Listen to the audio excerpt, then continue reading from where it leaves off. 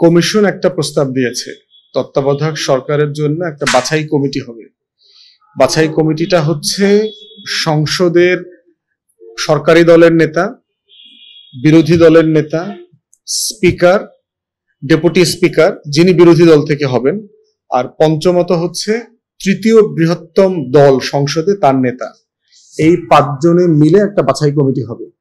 এই 5 জন বাছাই কমিটিতে 3 জন করে অথবা 5 জন করে সদস্য জমা দিবেন। মনোনয়ন কে হতে পারেন এরকম একটা শর্ট লিস্ট করবেন, এবং সেখানে দেশের নাগরিকরাও মতামত দিতে পারবেন কিনা, নিবন্ধিত দল মতামত দিতে পারবেন কিনা, সংসদে অন্যান্য রাজনৈতিক দলের প্রতিনিধিরা মতামত দিতে পারবেন কিনা, এইরকম একটা ওপেন আলোচনা আছে। তারা মতামত দিয়ে একটা শর্ট লিস্ট করবেন। শর্ট লিস্ট করে তারা সেখান থেকে 5 জনে একমত হওয়ার চেষ্টা করবেন।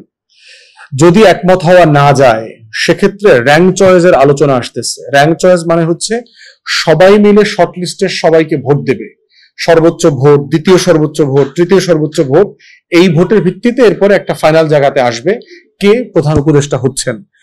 এর পরবর্তীতে হচ্ছে ডেডলক আসলে বিএনপি এবং জামাত প্রস্তাব করেছে হচ্ছে তত্ত্বাবধায়ক সরকার ব্যবস্থা আগে যেটা ছিল, মানে বিচারপতি যিনি প্রধান বিচারপতি অবসরে গেছেন, অথবা তার আগের প্রধান বিচারপতি, অথবা অ্যাপিলেট ডিভিশনের প্রধান মানে সবচেয়ে সিনিয়র বিচারপতি যিনি অবসরে গেছেন, এই ফর্মে এটা হবে। তো সেই জায়গাগুলোতে সকল দলের বিচার বিভাগকে ইনভলভ করার ব্যাপারে দ্বিমত আছে। এখানে শুধুমাত্র বিএনপি এবং জামাত একমত, এই প্রফেশনটা চায়। আমাদের সবার এখানে দ্বিমতের জায়গাটা হচ্ছে বিচার বিভাগ কলুষিত হয়েছে গত 16টা বছর আমরা দেখেছি, এবং তত্ত্বাবধায়ক সরকারের প্রধান হবার জন্য প্রধান বিচারপতিকে টোপ দেওয়া হয়, এবং এটার মধ্য দিয়ে যেটা হচ্ছে প্রধান বিচারপতিরা দুর্নীতির সাথে, লেনদেনের সাথে জড়ায় যাচ্ছেন, সুযোগ সুবিধার সাথে জড়ায় যাচ্ছেন, সেটা দেশের জন্য ভালো হবে না। তাই আমরা বোধ করছি বিচার বিভাগকে কমপ্লিটলি এই তত্ত্বাবধায়ক সরকার ব্যবস্থা থেকে আলাদা রাখা দরকার। জুলাই সনদে লেখা থাকবে যে এই বিষয়টাতে একটা প্রস্তাবনা, যে ধরেন যিনি সরকার প্রধান থাকবেন তিনি দলীয় প্রধান হতে পারবে না, এই ব্যাপারে একমত হয়েছে। কারা কারা একমত হয়েছেন, কে দ্বিমত হন নাই অথবা একমত হন নাই, তার নাম আবার দ্বিমতের একটা পরিশিষ্ট থাকবে, ওই পরিশিষ্টতে লেখা থাকবে যে বিএনপি এই প্রস্তাবনাতে একমত হয় নাই। যেমন 70 অনুচ্ছেদের ব্যাপারে সবাই 2টা বিষয় ছাড়া সবকিছুতে একমত হয়েছে বিএনপি ছাড়া, যে আপনি বাজেটে সরকারি দলের বিপক্ষে ভোট দিতে পারবেন না সরকারি দলের সদস্যরা, আর দ্বিতীয়ত হচ্ছে আপনার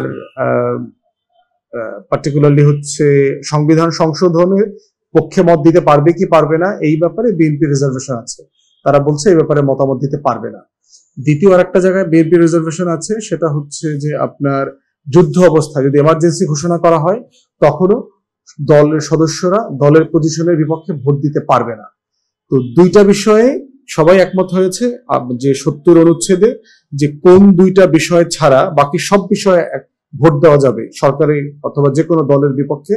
তার ভিতরে একটা হচ্ছে বাজেট আর একটা হচ্ছে আস্থা ভোট। এই 2টা জায়গাতে সরকারি অথবা বেসরকারি অথবা যে কোনো দলের দলীয় পজিশনের বাইরে ভোট দেওয়া যাবে না। তো এইরকম কিছু ছোটখাটো বিষয় আমাদের একমত হয়েছে, বাকি বিষয়গুলো আলোচনা চলছে, এবং এই সপ্তাহে আলোচনা চলবে। ধারণা করছি আগামী সপ্তাহে কয়েকদিনে আলোচনা চলবে। উচ্চকক্ষ নিয়ে যেখানে আটকে গেছে, উচ্চকক্ষ হওয়া এবং উচ্চকক্ষে 100 জন সদস্য থাকার ব্যাপারে সবাই একমত। উচ্চকক্ষ কিভাবে গঠিত অথবা নির্বাচিত হবে সেই ব্যাপারে দ্বিমত আছে। বিএনপি ছাড়া সকল রাজনৈতিক দল মোটা দাগে চায় যে ভোটের ভিত্তিতে, জাতীয় নির্বাচনে ভোটের ভিত্তিতে উচ্চকক্ষে দল সদস্য মনোনয়ন করবে। আর বিএনপি বলছে যে না, নিম্নকক্ষে আসনের ভিত্তিতে কে কত শতাংশ আসন পেয়েছে সেই আসনের প্রেক্ষিতে উচ্চকক্ষে সদস্য মনোনয়ন করা হবে। তো এই জায়গাতে এসে এটা থমকে গেছে আর কি। কারণ হচ্ছে বাকি আমাদের সবার মতামত হচ্ছে তাহলে এটা তো সংরক্ষিত আসনের একটা এক্সটেনশন হইল, এটা দিয়ে তো আমাদের কোনো লাভ হবে না। আর দ্বিতীয়ত হচ্ছে উচ্চকক্ষের এখতিয়ার কতটুকু ক্ষমতা থাকবে থাকবে না, সেই বিষয়ে হচ্ছে বিএনপির সাথে অন্যান্য দলগুলোর সাথে একটা বিরোধের জায়গা আছে আর কি। বিএনপি চাচ্ছে যে 1 মাসের বেশি কোনো বিল আটকায় রাখা যাবে না, এবং দিন শেষে সব বিল পাশ হবে, বাজেট এখানে পাশ হবে না, সংবিধান সংশোধন করার ক্ষমতা থাকবে না। আমরা বোধ করছি এই ক্ষমতাগুলো এখানে না থাকলে আলটিমেটলি উচ্চকক্ষ থাকার কোনো প্রয়োজন থাকবে না। এটা একটা দন্ত নখরহীন একটা মানে হাতি পোষার মতো অবস্থা হবে। 100 লোকের বেতন, ভাতা, সুযোগ সুবিধা, প্লট, ফ্ল্যাট, রাজুকের বরাদ্দ, এরপরে হচ্ছে থোক তহবিল দিয়ে দেওয়া, থোক বরাদ্দ দিয়ে দেওয়া প্রতি বছর, তারপরে ট্যাক্স ফ্রি গাড়ি, এই ধরনের একটা খরচের ব্যয় এখানে বাড়বে কয়েক হাজার কোটি টাকার কোনো মানে হবে না।